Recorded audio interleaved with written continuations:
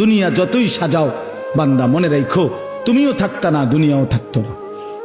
তুমিও যেমন মৃত্যু হবে, এই কায়নাতেরও মৃত্যু হবে।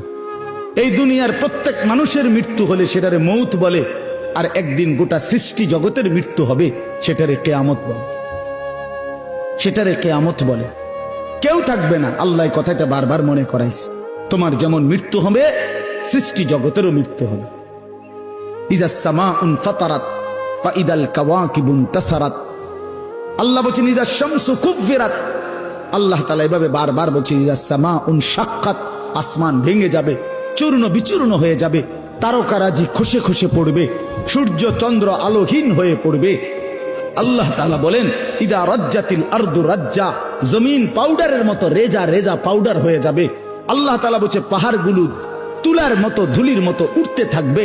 আল্লাহ বলছে বান্দা একদিন আমি গোটা কায়নাত আমি শেষ করে দেব, আমার সংসার আমি গুছায় ফেলবো, আমার এই কায়নাত আমি আল্লাহ তাআলা ইসরাফিলের সিঙ্গার ফু দিলে আমি আল্লাহ তাআলা গুটিয়ে ফেলবো। এই কথাটাই আপনাদের সামনে এখানে আমি শুনাইতে চাই, এই অল্প একটু শুনে।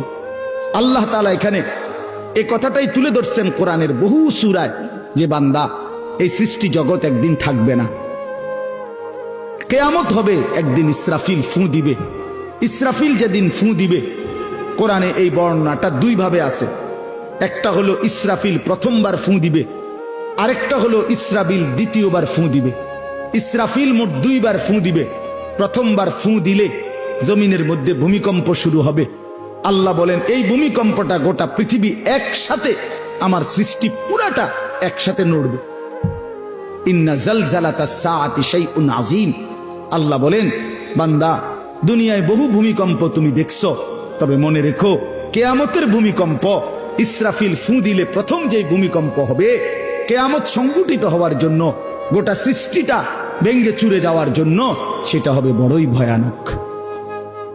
সেটা বড়ই ভয়ানক। ইয়াউমা তারাউনাহা তাদহালু কুল্লু মুরদিআতিন আম্মা আরদাআত। কোরআন শরীফে আছে এই প্রথম ভূমিকম্প যখন শুরু হবে জমিনে, ইসরাফিলের ফু শুরু হবে, সব কিছু যখন ভাঙতে শুরু করবে, আল্লাহ তাআলা বলেন যে মা তার দুধের বাচ্চা কোলে দুধ খাওয়াচ্ছিল, ওই মা সন্তানকে ছুঁড়ে ফেলে দিয়ে পাগলের মতো ছুটতে থাকবে। ওয়াতাদাউ কুল্লু যাতি হামলিন হামলাহা, যে মায়ের পেটের বাচ্চা 10 মাস পূর্ণ হয়ে গেছে, এই আর ঘন্টা 2-4 ঘন্টা পরে বাচ্চাটা প্রসব হবে। আল্লাহর কসম, আল্লাহ কোরআনে বলছে সেই গর্ভধারিণী মা 10 মাস যে তার সন্তানকে গর্ভে লালন করেছে, ইসরাফিলের ফু দিলে জমিনের কম্পন যখন শুরু হবে, ভূমিকম্প, তখন এই গর্ভধারিণী মা এভাবে দৌড়বে, এভাবে ছুটবে, নিজের বাচ্চা নিজের থেকে খালাস হয়ে পড়ে যাবে, মা ফিরেও তাকাবে।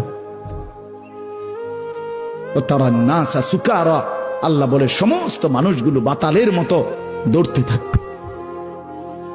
এইভাবে সব কিছু কাঁপতে কাঁপতে সব কিছু কিছু দূর গিয়া গিয়া ভাঙ্গা ভাঙ্গা পড়বে, মুখ থুবড়ে পড়বে। তো আল্লাহ রাসূল সাল্লাল্লাহু আলাইহি সাল্লাম বলেন সমস্ত কিছু এই সৃষ্টি জগতের যা আছে আল্লাহ ব্যতীত সব কিছুই প্রথম ফুঁয়ের পরে কাঁপতে কাঁপতে ভূমিকম্পের মতো হয়ে জমিনের তলদেশে চলে যাবে। মাটির উপরে তখন একটি সুতা আর থাকবে না, আর কিছুই না। এই হলো কিয়ামত, প্রথম ফু, প্রথম ভূমিকম্প। নির্দিষ্ট একটা সময় পরে আবার আল্লাহ তাআলা ইসরাফিলকে জীবিত করে আবার বলবেন আরেকটা ফু দাও, একটি নির্দিষ্ট সময় পরে। সেই সময়টা কতদিন?